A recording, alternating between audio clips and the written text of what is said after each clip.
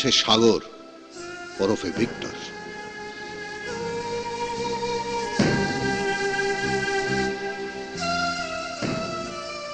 Victor যদি আসামি হয়ে থাকে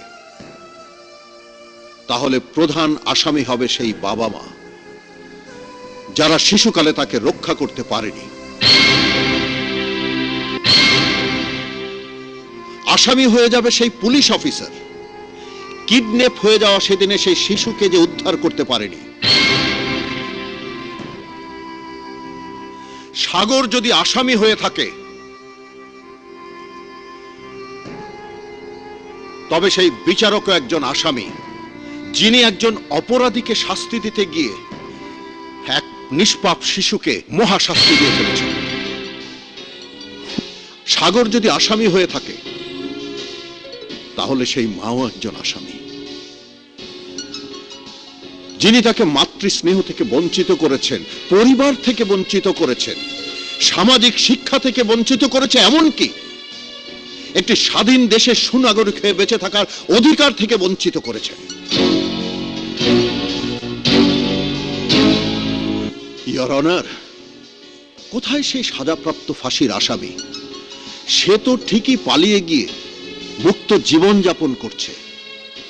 কোথায় সেই কিডন্যাপার? কার বিচার করবেন your honour?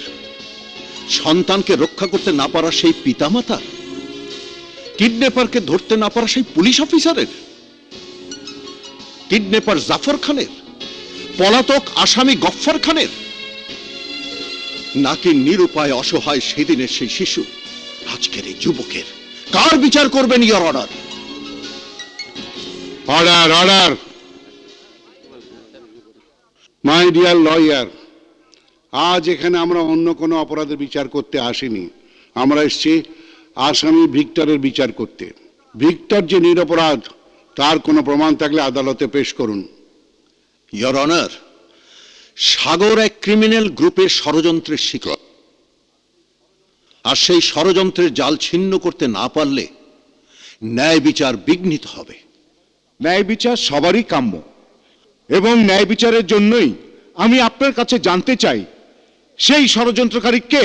The question in the question is the question, and the answer is inside the question.